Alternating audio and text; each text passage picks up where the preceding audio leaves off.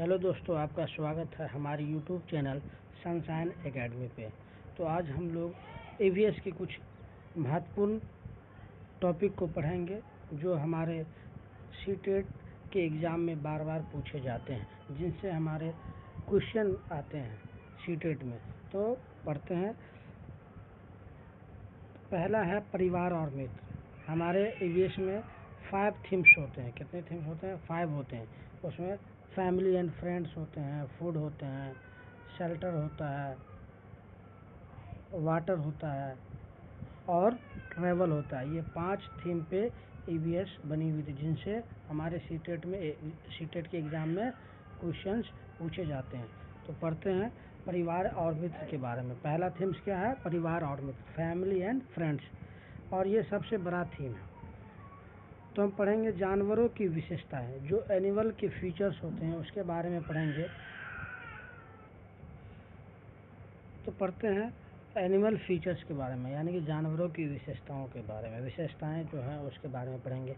हाथी के बारे में सीटेट में क्वेश्चन आते हैं, उनको ध्यानपूर्वक पढ़ना है।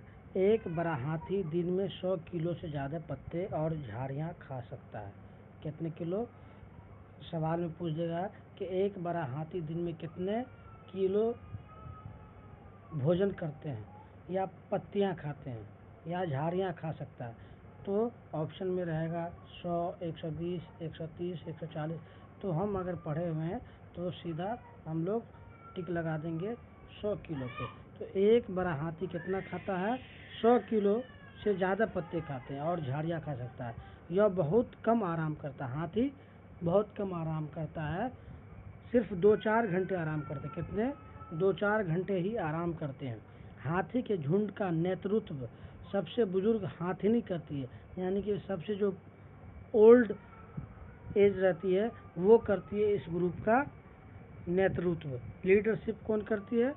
एक बुजुर्ग हाथिनी करती है। हाथी के झुंड का लीडरशिप कौन करता है? तो एक बुजुर्ग हाथिनी करती है।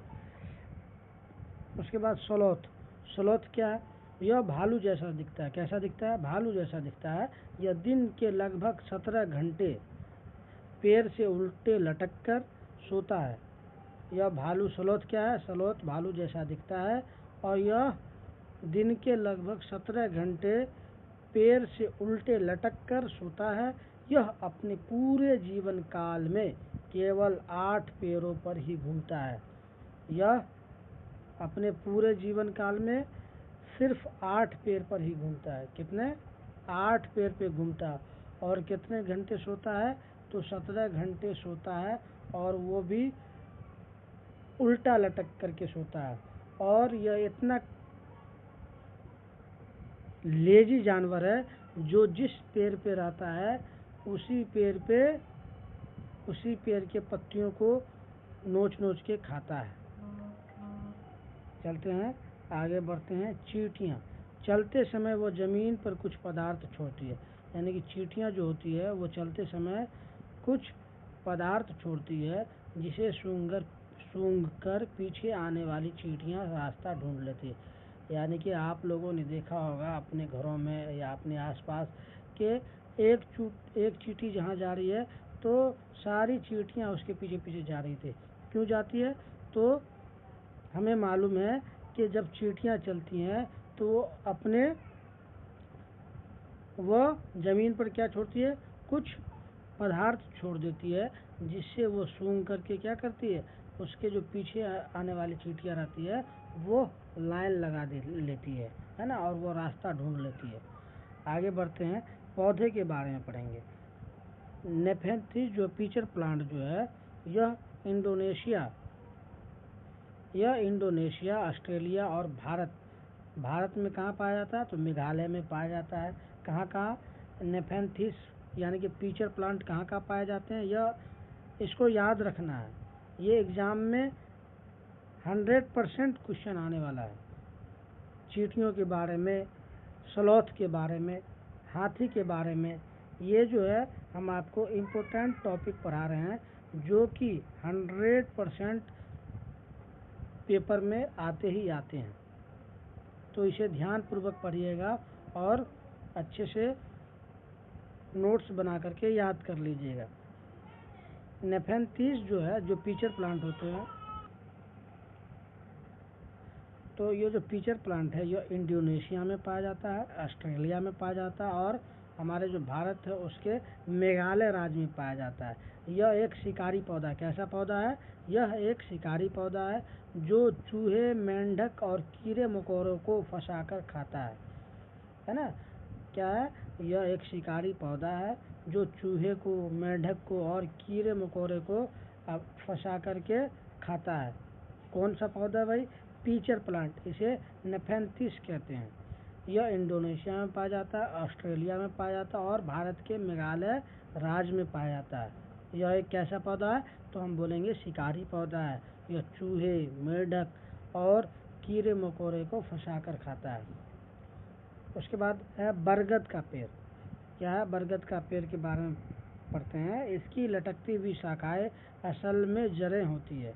जो आप लोगों ने अपने आसपास देखा होगा कि बरगद के पेड़ में जो मोटे मोटे जो शाखाएं लटकती रहती है वो असल में क्या होती है? जड़ें होती है, जो पेड़ को सहारा देती है। क्या देती है? वो पेड़ को सहारा देती है। उसके बारे में अगला पढ़ते हैं, अगले थीम्स के बारे में। अगला थीम्स है हमारा फूड। फूड का मतलब होता है भोजन, पकवान और राज। कौन सा डिश कहाँ बनता है और किस स्टेट में बनता है, इसको अच्छे से याद कर लेना है। पहला है हांगकांग में क्या पाया जाता है? तो सांप का मांस लिंग हू फैन बोला जाता है। सांप के मांस को क्या बोलते हैं? लिंग हू फैन। लिंग हू फैन ये कहाँ पाया जाता है? ये कहाँ बनता है? ये डिश कहाँ बनता है? तो हम बोलेंगे हांगकांग में। दूसरा है कश्मीर। तो कश्मीर में क्या डिश बनती है? तो यहाँ है सरसों के तेल में बनी मछली। क्या है? सरसों के तेल में बनी मछली। उसके बाद गोवा, नारियल के तेल में बनी समुद्री मछली। गोवा में कौन सा डिश बनता है? तो फेमस है नारियल के तेल में बनी समुद्री मछली। कश्मीर में है सरसों के तेल में बनी मछली और गोवा में है नारियल के तेल में बनी समुद्री मछली। तो ये दोनों में थोड़ा देख लीजिएगा अच्छे से। और केरल में क्या है? किसी भी करी के साथ उबला हुआ टेपियोका, यानी कि कसावा बोलते हैं। क्या? टेपियोका बोलते हैं। किसी भी करी के साथ उबला हुआ टेपियोका, कसावा उसको बोलते हैं। वो डिश कहाँ बनता है? तो केरल में। कसावा या टेपियोके कहाँ बनता है? तो हम सीधा आंसर मारेंगे केरल में बनता है। भोजन का संरक्षण। भोजन का संरक्षण यानी कि भोजन को कैसे हम सुरक्षित रख सकते हैं, लंबे समय तक रख सकते हैं, कंजर्व करते हैं, या प्रिजर्वेशन इसको बोलते हैं। भोजन का प्रिजर्वेशन यानी संरक्षण। तो हम लोग जानते हैं कि दूध को हम लोग कैसे रखते हैं? दूध को हम लोग उबाल के रखते हैं। कैसे रखते हैं? उबाल कर। पके चावल को कैसे हम लॉन्ग लास्टिंग बना सकते हैं? तो गीले कपड़े में हम लपेट कर रख सकते हैं। पके चावल को कैसे रखते हैं? तो गीले कपड़े में लपेट कर। हरा धनिया गीले कपड़े में रखते हैं। हरा धनिया कैसे रखते हैं? गीले कपड़े में। प्याज, लहसुन कहाँ रखते हैं? खुले में, नमी से बचाकर। यानी कि हम ओपन रखते हैं और उसमें नमी से बचाकर रखते हैं, जिससे हमारा क्या होता है? भोजन जो है वो ख़राब नहीं होता है। उसके बाद अगला थीम पढ़ते हैं, वो है शेल्टर। क्या है? शेल्टर यानी कि आप पढ़िएगा ईवीएस में कि हर स्टेट में क्या अलग अलग तरह के घर बनाए जाते हैं, है ना, वहाँ के मौसम के अनुसार या वहाँ के वेदर के अनुसार बनाए जाते हैं। तो शेल्टर के बारे में या हाउसिंग के बारे में पढ़ेंगे। ये हमारा तीसरा थीम है। असम में कैसा घर बनता है? असम में यहाँ घर जमीन से 10 से 12 फीट ऊंचे बांस के खंभों पर बनाए जाते हैं। क्यों? क्योंकि यहाँ भारी बारिश के कारण क्या होता है? असम में जो घर बनते हैं वो ज़मीन से 10-12 फीट ऊंचे बांस के खंभों पर बनाए जाते हैं। 10 से 12 फीट ऊंचे बांस के खंभों पर घर बनाए जाते हैं, जो भारी बारिश के कारण बनते हैं, क्योंकि असम में बहुत ज़्यादा बारिश होती है ना। और ये ऐसे ही क्वेश्चन में पूछे जाते हैं कि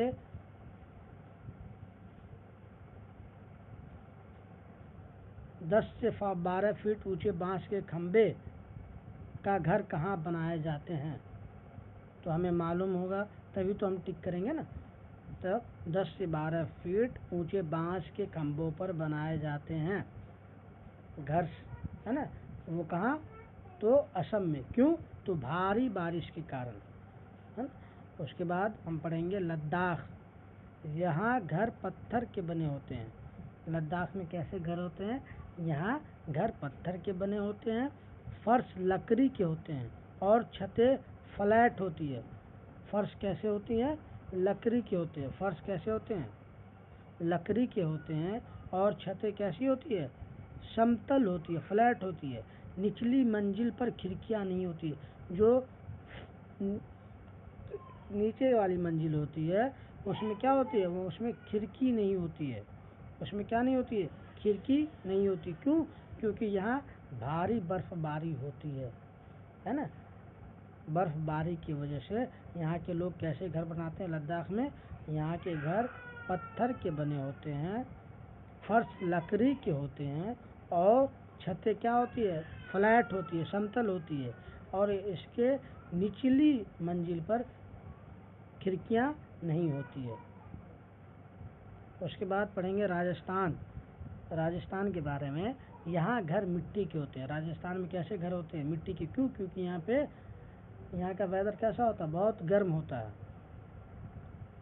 यहाँ घर मिट्टी के होते हैं, दीवारें मोटी और लिपी हुई होती है और छतें कटीली झाड़ियों से बनी होती है। कहाँ की छत कटीली झाड़ियों से बनी होती है? ऐसे क्वेश्चन आएगा कि कहाँ की छत कटीली झाड़ियों से बनी होती है। तो हमें मालूम होगा, तो ऑप्शन में राजस्थान लिखा होगा, तो राजस्थान में टिक करना है। यहाँ घर मिट्टी के होते हैं, दीवारें मोटी और लिपी हुई होती है और छतें कटीली झाड़ियों से बनी होती है। पूछेगा क्यों? क्योंकि यहाँ अधिक गर्मी पड़ने के कारण लोग यहाँ मिट्टी के घर बनाते हैं। कहाँ बनते हैं? तो राजस्थान में।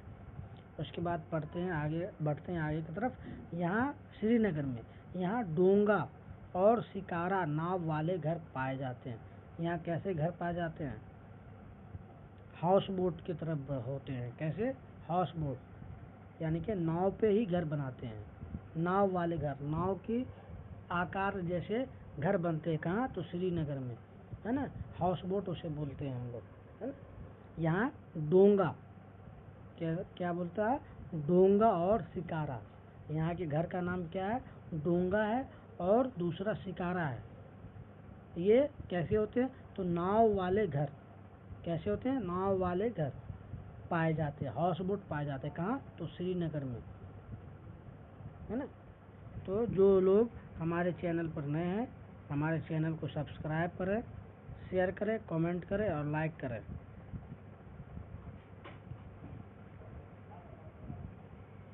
तो बढ़ते हैं अगले थीम की तरफ। हमारा चौथा थीम है वाटर। क्या है? पानी। तो अल-बुरूनी एक तीर्थयात्री था। यह एक यात्री था जो उज्बेकिस्तान से आया था। कहाँ से आया था? अल-बुरूनी कहाँ से आता? ऐसे क्वेश्चन पूछेगा, है ना। तो एक यात्री जो उज्बेकिस्तान से आया था, वो कौन था? ऑप्शन दिए रहेगा अल-बुरूनी। उसके बाद कुछ ऑप्शन दिए रहेगा, उसमें हमें मालूम रहेगा तो क्या हम लगाएंगे? सही टिक लगाएंगे ना। तो अल-बुरूनी एक यात्री जो उज्बेकिस्तान से आया था। कहाँ से आया था? उज्बेकिस्तान से आया था। कहाँ से आया था? उज्बेकिस्तान से आया था। उसने भारत के तालाबों और जल संरचनाओं का बहुत बारीकी से वर्णन किया, है ना। उसने भारत के तालाबों और जल संरचनाओं का बहुत बारीकी से वर्णन किया। कौन किया था वर्णन? है ना, जल के बारे में और तालाबों के बारे में। तो अल-बुरूनी कहाँ का था? तो उज्बेकिस्तान का था। समझ में आया? बढ़ते हैं। क्या है अगला? अगला है घर सीसर। घर सीसर, है ना। जैसलमेर में 9 तालाबों का समूह जिसे राजा घरसी ने बनवाया था। तो घर सीसर क्या है? जैसलमेर में 9 तालाबों का समूह है। कितने तालाबों का है? 9 तालाबों का समूह, जिसे राजा घरसी ने बनवाया था, उसे ही घर सीसर बोलते हैं। किसने बनवाया था? राजा घरसी ने बनवाया था। कितने तालाबों का? तो 9 तालाबों का समूह था। कहाँ था? तो जैसलमेर में था। क्या बोलते हैं उसे? घर सीसर बोलते हैं, है ना। उसके बाद अगला है वाष्पीकरण। वाष्पीकरण क्या है? नमक का निर्माण समुद्र के जल को क्यारियों में भरकर वाष्पीकरण की प्रक्रिया द्वारा किया जाता है ना। यानी कि क्यारी बना दिया जाता है, आरी टाइप का। हम लोग के यहाँ खेतों में लोग क्या करते हैं? खेतों में जल को रोकने के लिए आरी का निर्माण करते हैं, जिससे जल दूसरे खेतों में नहीं जाए। उसी तरह यहाँ भी क्यारियों का इस्तेमाल किया जाता है, और पानी जो है भाप बनकर उड़ जाती है, और क्या बच जाता है? नमक बच जाता है। इसी प्रक्रिया को हम वाष्पीकरण कहते हैं, है ना। क्या कहते हैं? वाष्पीकरण करते हैं। यानी कि पानी को भाप के रूप में उड़ जाना। पानी क्या है? पानी भाप के रूप में तब्दील होकर के क्या हो जाता है? उड़ जाता है ना। इसे ही क्या बोलते हैं? इवेपोरेशन बोलते हैं, वाष्पीकरण बोलते हैं। बढ़ते हैं अगले थीम की तरफ। हमारा ये 5वां और अंतिम क्या थीम है? ये है ट्रेवल। क्या है? यात्रा। 5वां थीम क्या है? यात्रा है। तो ट्रेन का टिकट। यात्रा में हम लोग भी कहीं जाते हैं यात्रा करने के लिए, तो सबसे पहले क्या लेते हैं? टिकट लेते हैं। टिकट पे क्या क्या लिखा रहता है? तो टिकट पर PNR नंबर लिखा रहता है, बर्थ नंबर लिखा रहता है, ट्रेन का नाम नंबर लिखा रहता है, यात्रा की तारीख, समय और दूरी लिखी होती है। कितना किलोमीटर डिस्टेंस जा रहे हैं, कितना समय लगेगा, कब हम यात्रा कर रहे हैं, किस तारीख को। ट्रेन का नंबर और नाम होता है, बर्थ नंबर होता है, और PNR नंबर होता है। किस पे? तो टिकट पे। किस पे होता है? ट्रेन टिकट पे क्या क्या डिटेल्स होती है? तो टिकट पर PNR होता है, बर्थ नंबर होता है, ट्रेन का नाम और नंबर होता है, यात्रा की तारीख, समय और दूरी लिखी होती है। किसमें? तो ट्रेन टिकट में। कोई क्वेश्चन इसी में से क्वेश्चन पूछ देगा कि ट्रेन टिकट में निम्नलिखित में से क्या लिखा होता है, तो उसमें ऑप्शन देगा। इसी जितने भी हैं ऑप्शन, उसमें से एक उठा के दे देगा। जैसे PNR, birth number, train number, यात्रा की तारीख, समय और दूरी, इसी सब में से एक उठा के दे देगा। तो मालूम रहेगा तो तभी तो आप सॉल्व कर पाइएगा ना सवाल को। बढ़ते हैं अगले सवाल की तरफ। और अगला सवाल हमारा कहता है, कर्णम जो होती है, कर्णम मल्लेश्वरी यह एक वेट लिफ्टर है। क्या है? कर्णम मल्लेश्वरी यह एक वेट लिफ्टर है जो आंध्र प्रदेश की है। कर्णम मल्लेश्वरी क्या थी? तो वेट लिफ्टर थी। कहाँ की थी? तो आंध्र प्रदेश की थी। उन्होंने भारत के बाहर 29 मेडल जीते। कितने मेडल जीते? 29 मेडल जीते। कहाँ? तो भारत के बाहर। क्या थी? तो वो एक वेट लिफ्टर थी। कहाँ की थी? तो आंध्र प्रदेश की थी। क्या नाम था? तो कर्णम मल्लेश्वरी, है ना। उसके बाद बढ़ते हैं मधुबनी पेंटिंग की तरफ। मधुबनी पेंटिंग बिहार का एक प्रसिद्ध लोक कला है। क्या है? बिहार का एक प्रसिद्ध लोक कला है। इसमें चावल के घोल में रंग मिलाकर इंसानों, जानवरों, पेड़ों, फूलों आदि के चित्र बनाए जाते हैं। मधुबनी पेंटिंग में क्या क्या बनते हैं? तो जानवरों के, फूलों के, पेड़ों के, इंसानों के क्या बनाए जाते हैं? चित्र बनाए जाते हैं। और मधुबनी पेंटिंग में चावल में क्या बोलते हैं? चावल में रंग को घोल करके, है ना, मिलाया जाता है, और मधुबनी पेंटिंग जो है वह एक क्या है, प्रसिद्ध लोक कला है। इसमें क्या लोग करते हैं, इसमें चावल के घोल में रंग मिलाकर इंसानों, जानवरों, पेड़ों, फूलों आदि के चित्र बनाए जाते हैं, जिन्हें हम मधुबनी पेंटिंग के नाम से जानते हैं। हमने सारे थीम्स के बारे में पढ़ लिए। अब थोड़ा पेडागोजी पढ़ते हैं। पेडागोजी के क्या है, इससे जो क्वेश्चन आते हैं उसके बारे में पढ़ेंगे। पेडागोजी में 5 सिद्धांतों पर ध्यान देना है। किसमें, तो ईवीएस में कितने सिद्धांत पे ध्यान देना है, तो 5 सिद्धांतों पे ध्यान देना है। पर्यावरण से जुड़ाव, पर्यावरण से जुड़ाव यानी कि बच्चों को हम अपने रियल लाइफ से जोड़ करके बच्चों को पढ़ाएं। बच्चों को पेड़ दिखाने के बाद ही बच्चों को पढ़ाएं कि जिससे बच्चे क्या करें, बच्चे अच्छे से सीख पाए। पर्यावरण से जुड़ाव का मतलब होता है बच्चे को रटाने के बजाय उसके आसपास के वातावरण से उदाहरण देकर समझाएं। यानी कि उसके आसपास के वातावरण जो एनवायरनमेंट हैं, उनके जो आसपास जो है उसके उदाहरण दे करके, एग्जाम्पल दे करके उसके बारे में बताएं।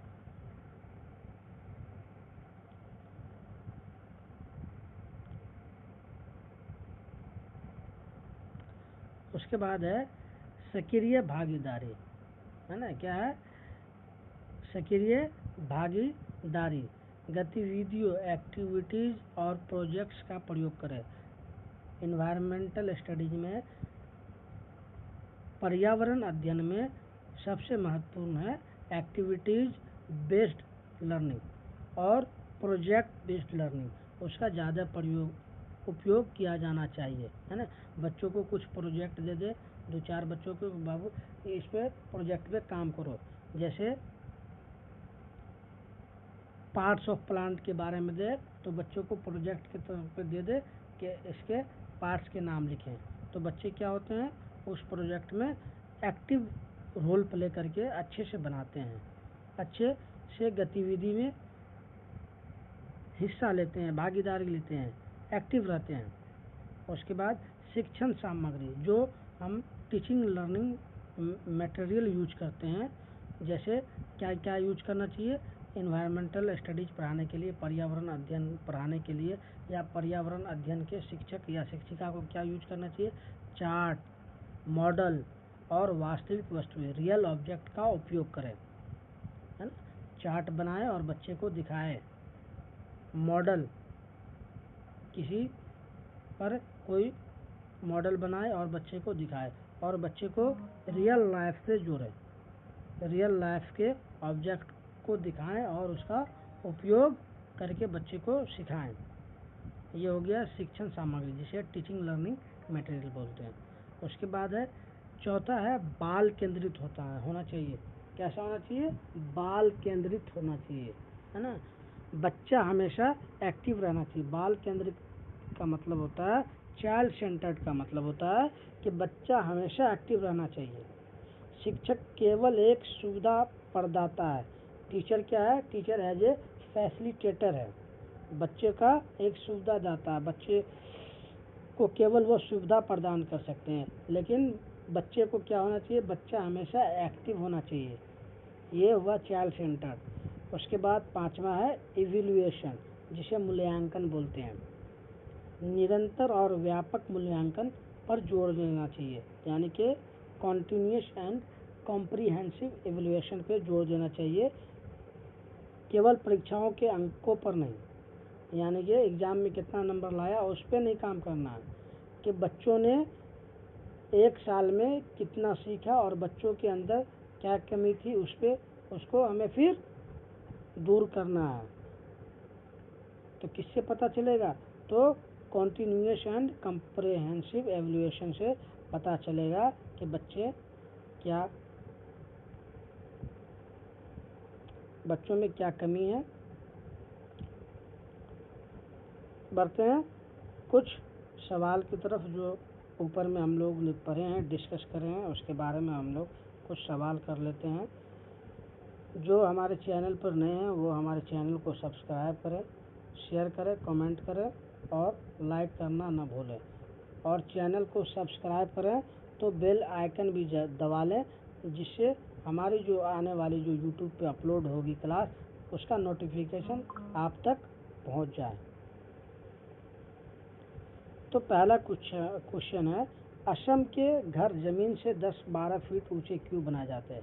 आपको हम बताए थे कि सीटेट में जो है, जो हम पढ़ा रहे हैं, इम्पोर्टेंट टॉपिक्स पढ़ा रहे हैं, इसी पे बेस्ड क्वेश्चंस पूछे जाते हैं। हाल के आप जितने भी 5 साल पीछे के भी 5 साल तक के PYQ को देख लीजिए, तो इसी पे EVS के क्वेश्चन बने होते हैं। तो असम में घर ज़मीन से 10-12 फीट ऊंचे क्यों बनाए जाते हैं? क्यों बनाए जाते हैं? पहला ऑप्शन है अत्यधिक गर्मी के कारण, ऑप्शन बी में है भारी बारिश के कारण, ऑप्शन सी है जंगली जानवरों के डर से, ऑप्शन डी कहता है यहाँ के लोगों की संस्कृति है। तो हमने ऊपर पढ़ाया कि असम के लोग जो 10-12 फीट ऊंचे घर बनाते हैं, किसके बनाते हैं? तो बांस के बनाते हैं। क्यों? क्योंकि असम में भारी बारिश होती है, इसीलिए वहाँ के लोग ज़मीन से 10-12 फीट ऊंचे बांस के घर बनाते हैं। तो हमारा ऑप्शन नंबर कौन सा ठीक होगा? हमारा ऑप्शन नंबर होगा भारी बारिश के कारण। ठीक ना? बढ़ते हैं अगले सवाल की तरफ। अगला सवाल है, मधुबनी चित्रकला किस राज्य की है? आपको हमने ऊपर पढ़ाया है कि मधुबनी चित्रकला किस राज्य की है। तो मधुबनी चित्रकला कहाँ की है? हमारे बिहार राज्य की है। कहाँ की है? हमारे बिहार राज्य की है। आगे बढ़ते हैं अगले प्रश्न की तरफ। नीचे दिए गए पक्षियों में से कौन सा काफ़ी हद तक अपनी गर्दन को पीछे तक घुमा सकता है? यानी कि वो कौन सा ऐसा पक्षी है जो अपनी गर्दन को किसी हद तक, काफ़ी हद तक पीछे घुमा सकता है? वो कौन सा है? तो पहला है उल्लू, दूसरा है मैना, तीसरा है कौवा, चौथा है गुरैया। तो वो कौन सा है जो काफ़ी हद तक पीछे घुमा देता है? कौन सा वो पक्षी है? तो वो है ऑप्शन नंबर ए, उल्लू। आपने देखा होगा कि उल्लू अपने गर्दन को काफ़ी पीछे तक घुमा लेता है ना?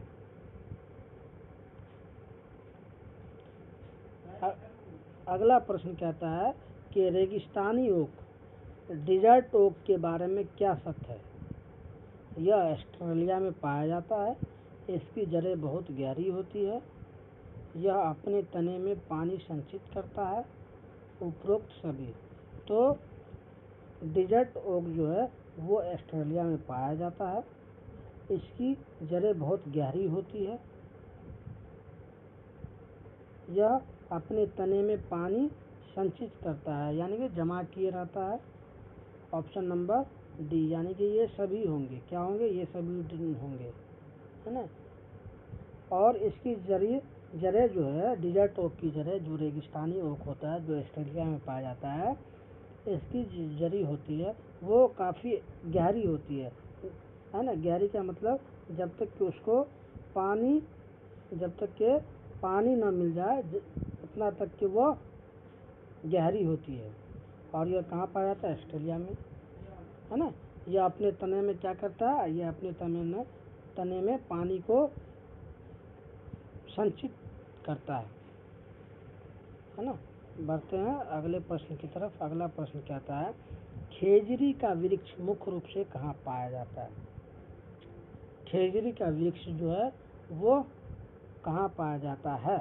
ऑप्शन ए कहता है रेगिस्तानी इलाकों में, ऑप्शन बी कहता है पहाड़ी इलाकों में, ऑप्शन सी कहता है तटीय इलाकों में, ऑप्शन डी कहता है घने जंगलों में। तो खेजड़ी का वृक्ष मुख्य रूप से कहाँ पाया जाता है? तो यह रेगिस्तानी इलाकों में पाया जाता है, जहाँ पानी की कमी होती है वहीं यह खेजड़ी वृक्ष क्या होता है? पाया जाता है ना? हमने पढ़ा था कि इस लकड़ी में कीड़े नहीं लगते हैं। क्या नहीं लगते हैं? कीड़े नहीं लगते हैं, है ना। और यह मुख्य रूप से रेगिस्तानी इलाकों में पाए जाते हैं।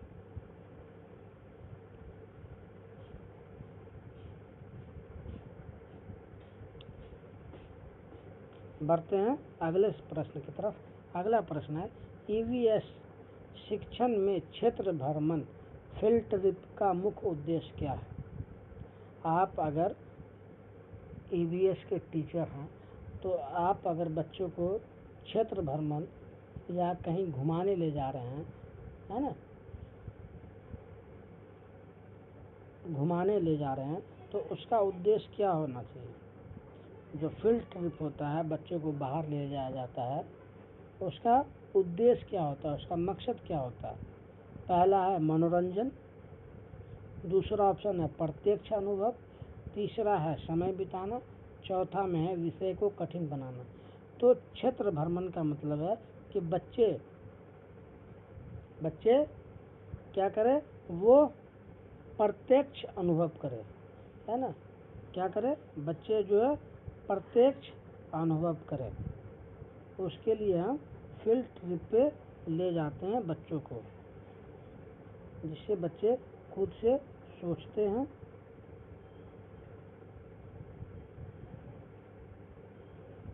और खुद से कई नई जानकारियों को ग्रहण करते हैं और अनुभव करते हैं, है ना। फील्ड ट्रिप में जब बच्चे को ले जाया जाता है तो उसका मुख्य उद्देश्य होता है प्रत्यक्ष अनुभव होना चाहिए, बच्चा करता है।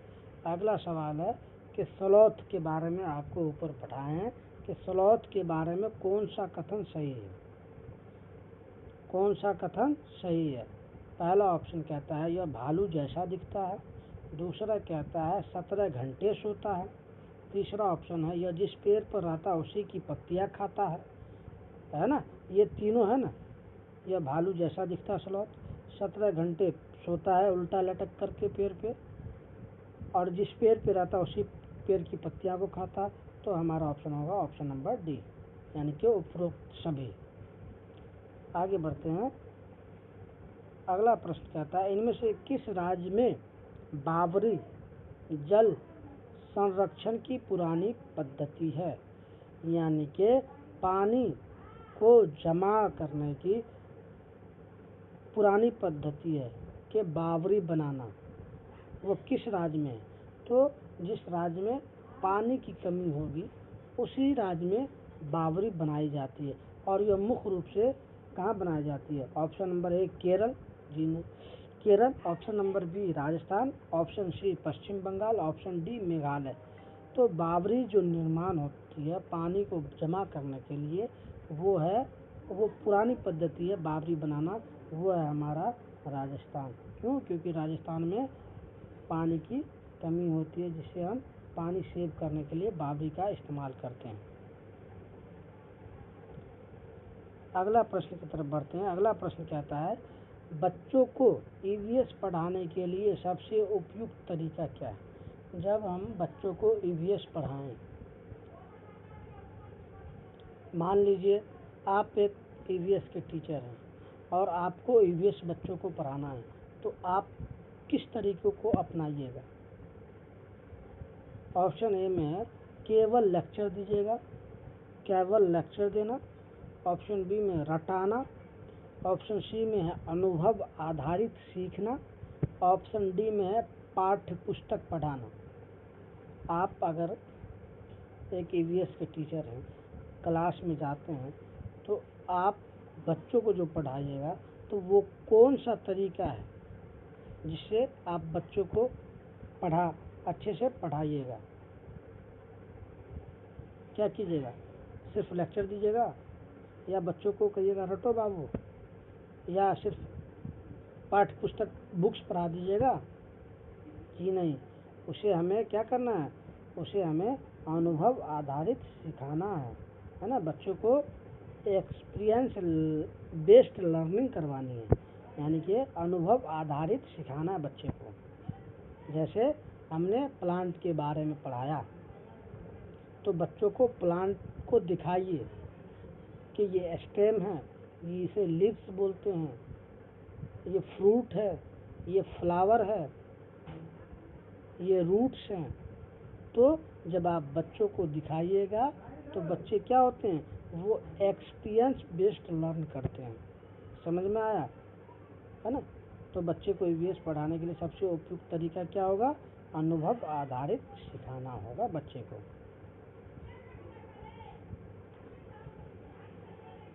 अगर हमारी वीडियो आपको अच्छी लगी तो हमारे वीडियो को क्या करना है, सब्सक्राइब करना है, लाइक भी करना है, कमेंट भी करना है, शेयर भी करना है, और हमारे क्या है, मनोबल को बढ़ाइएगा। तभी तो हम अच्छे अच्छे क्या नाम मेहनत करके, बहुत मेहनत लगता है कंटेंट बनाने में।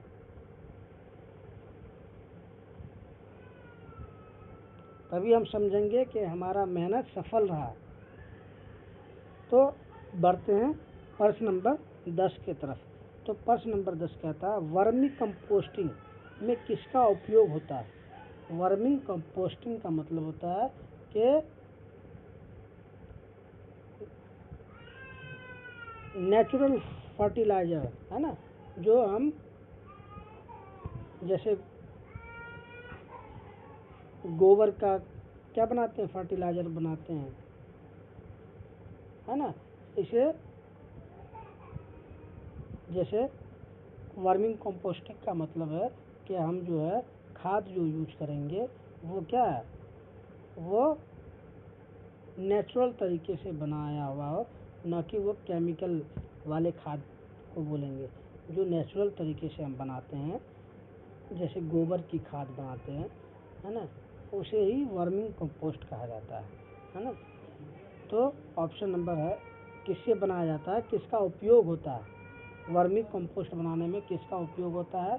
तो ऑप्शन ए केंचुआ, ऑप्शन बी है फफूंद, ऑप्शन सी है बैक्टीरिया, ऑप्शन डी है मक्खी। तो वर्मिंग कंपोस्टिंग के लिए हम सब, अब मेरा जो किसका उपयोग होता है, तो वर्मिंग कंपोस्ट बनाने में केंचुआ का उपयोग होता है। और केंचुआ क्या है, किसान का अच्छा मित्र होता है। क्या होता है, केंचुआ किसान का अच्छा मित्र होता है। क्या होता है, केंचुआ किसान का अच्छा मित्र होता है।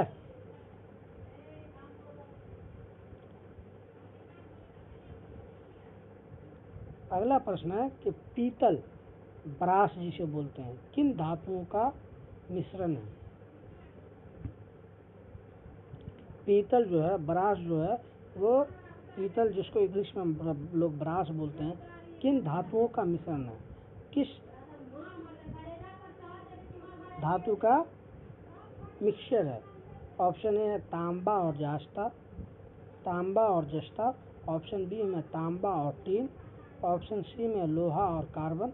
ऑप्शन डी में है एल्युमिनियम और तांबा। तो क्या होगा, जो हम पीतल जो बनता है वो दो धातुओं से मिलकर बना होता है। वो धातु कौन कौन सी है, तो वो धातु हमारी है तांबा और जस्ता से मिलकर के हमारे पीतल का निर्माण होता है, हमारे ब्रास का निर्माण होता है। और वो धातु वो कौन सा है, तो तांबा और जस्ता। अब तांबा और टीन से क्या मिलता है, तो यह होता है ब्रॉन्ज, जिसको हम ब्रॉन्ज धातु, ब्रॉन्ज का निर्माण होता है। इसका निर्माण होता है, ब्रॉन्ज का निर्माण होता है तांबा और टीन के मिश्रण से। अगला सवाल कहता है कि पश्मीना शॉल का निर्माण कहाँ होता है। पश्मीना शॉल का निर्माण कहाँ होता है। ऑप्शन ए है लद्दाख में, ऑप्शन बी कश्मीर में, option C Himachal Pradesh, option D Uttarakhand. तो पश्मीना जो शॉल होती है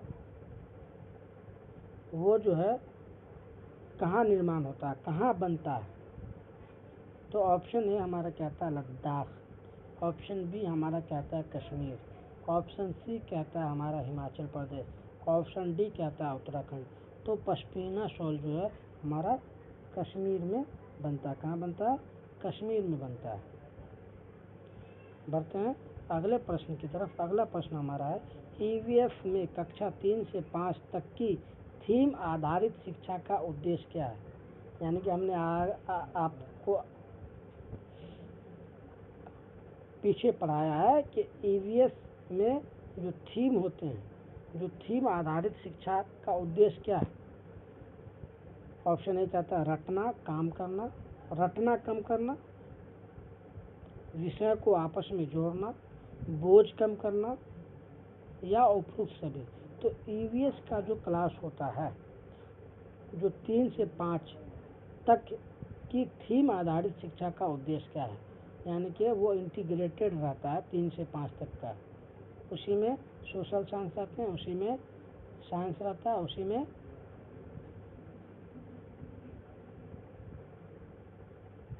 ईवीएस भी रहता है। तो क्यों हम इंटीग्रेट करते हैं और इसका थीम जो आधारित जो शिक्षा देते हैं उसका उद्देश्य क्या होता है, तो उसका उद्देश्य है रटना कम करना, विषयों को आपस में जोड़ना, बोझ कम करना।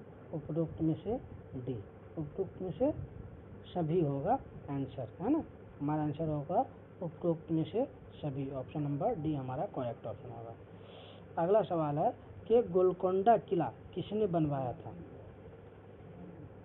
अब गोलकोंडा किला है कहाँ है, तो यह है हैदराबाद में। कहाँ है, हैदराबाद में, है ना। हैदराबाद में है गोलकोंडा किला, है ना। कहाँ है, तो हैदराबाद में। कहाँ है, तो हैदराबाद में। कौन सा किला, तो गोलकोंडा किला। गोलकोंडा किला कहाँ है, तो हैदराबाद में। किसने बनवाया, तो ऑप्शन ए क्या कहता है काकतीय राजवंश, option B Mughal, option C British, option D Chola वंश। तो जो गोलकोंडा किला है और वो हैदराबाद में है, उसको बनाने वाला है काकतीय राजवंश बनाया था, काकतीय राजवंश ने बनाया था।